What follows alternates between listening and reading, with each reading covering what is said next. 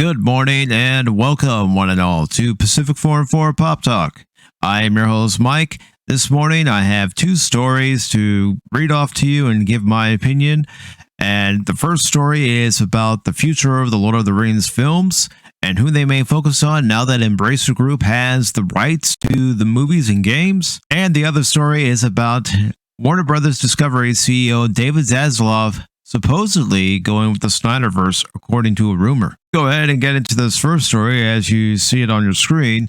And it says, future Lord of the Rings films may focus on Aragorn, Gandalf, and Gollum. Embracer Group hints at its potential plans for a series of Lord of the Rings standalone movies now that the company owns the rights to the franchise. The future Lord of the Rings films may focus on Aragorn, Gandalf, and Gollum, according to the franchise's incoming rights holder, Embracer Group.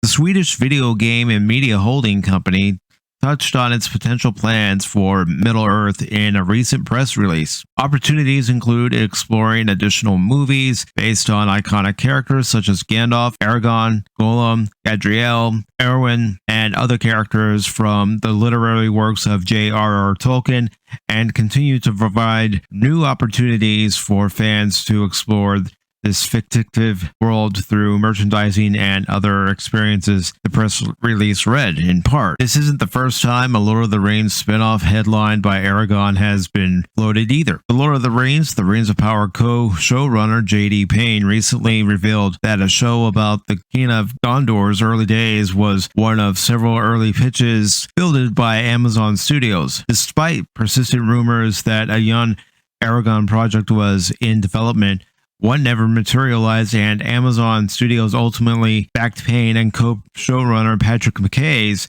vision for a show set thousands of years before the events of The Lord of the Rings instead. Reports that the rights to Lord of the Rings were going on sale first surfaced in February 2022. At the time, the Sol Zenitz company was said to be shopping the property around to a number of Hollywood studios, along with the rights to The Hobbit and limited matching rights to The Silmarillion and other unfinished tales of Numenor.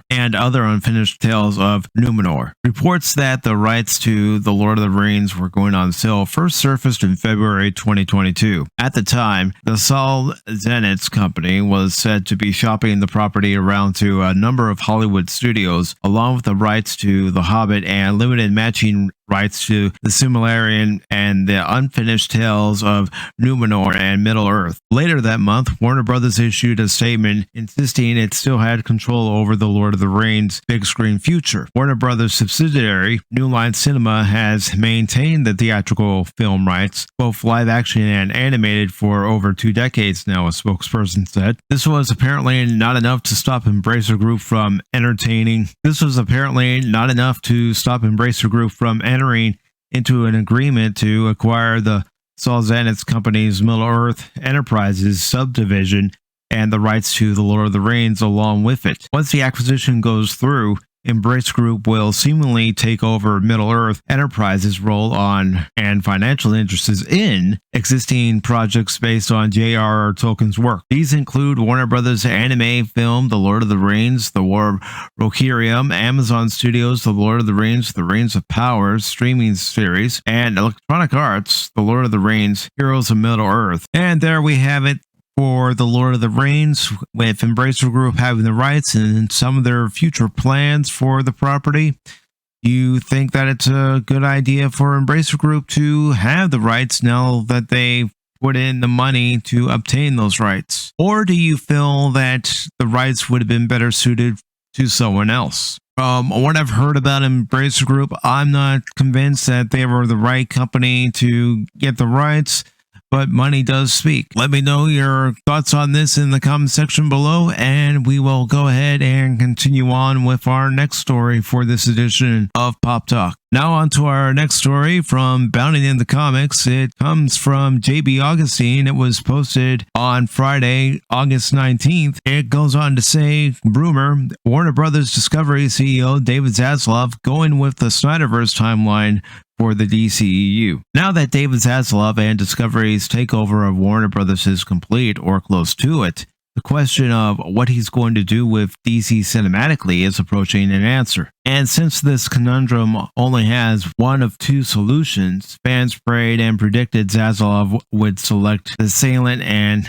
tantalizing option of restoring the Snyderverse, which there has been a clamoring for the last couple of years, manipulated or not. The rumor mill, where Mikey Sutton of Geekosity and vlogger Still Abdul led the vanguard, is hot and heavy with speculation that restoring Zack Snyder's timeline is exactly what Zaslav is going to do, according to a recent scoop by Abdul. That is what's happening. Abdul says, based on what he heard from his sources, Zaslav is sticking with the Snyderverse timeline, and the key indicator is Ben Affleck. The Batman v Superman and Justice League actor is returning for Aquaman and the Lost Kingdom after some reshoots, and now that the film is put in a slot preceding the release of The Flash. Affleck allegedly replaces Michael Keaton, who was coming back to fill the Batman void, but that was supposed to begin with The Flash. Now the 89 Cape Crusaders presence would be confusing if not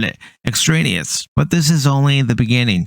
It is rumored Affleck is in reshoots for The Flash as well to film extra scenes. The exact nature of those scenes is unknown, though belief is they expand the actor's part in the film. Recall there was an additional rumor that Batfleck was going to die until this idea was overruled, and an end credit scene will show him flood into the future of the Snyderverse, the nightmare reality ruled by evil Superman and Darkseid. According to Abdul, the clear implication is that Affleck has more to do and will stick around, as Zaslav wants no other Batman than the one belonging to the DCEU. Zaslav chose Affleck because he wanted to keep the timeline, he said. This jives with Mikey Sutton's intel from his insiders. Warner Brothers Discovery wants to reload and not reboot the DCEU. Zaslav had the chance to reboot things with The Flash as it stood and Batgirl. He didn't want the Flashpoint timeline, however, and shelved the latter because it either tested badly or they killed off Keaton's character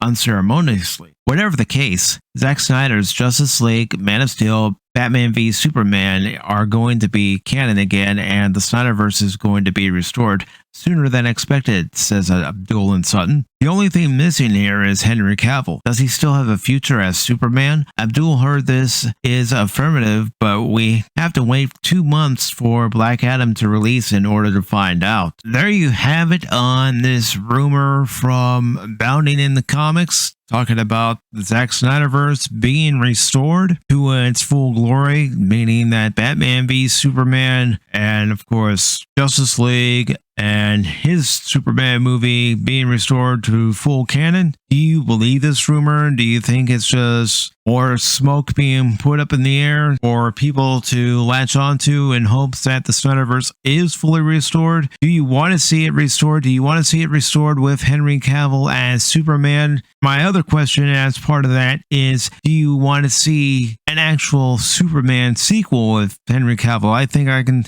speak for myself by saying, yes, I want to see a Superman sequel of Henry Cavill, but I'd like to know what you have to say about these articles and any other articles I've read on Pop Talk in the present and in the past. Thank you all for watching this edition of Pop Talk. I really appreciate it. I will be back next Sunday with a live edition of Pop Talk, as well as the normal Wednesday edition of Pop Talk. Of course, the Wednesday edition of Pop Talk starts at 8 p.m. Eastern Time every Wednesday, and the live Sunday morning edition starts at 11 a.m. Eastern every Sunday morning, except when there's a special live stream on a Saturday. If you liked what you saw here, give it a thumbs up. If you didn't like what you saw here, give it a thumbs down. Share this video with your friends, and consider subscribing to the Pacific 414 YouTube channel. Thank you all. Have yourselves a great day.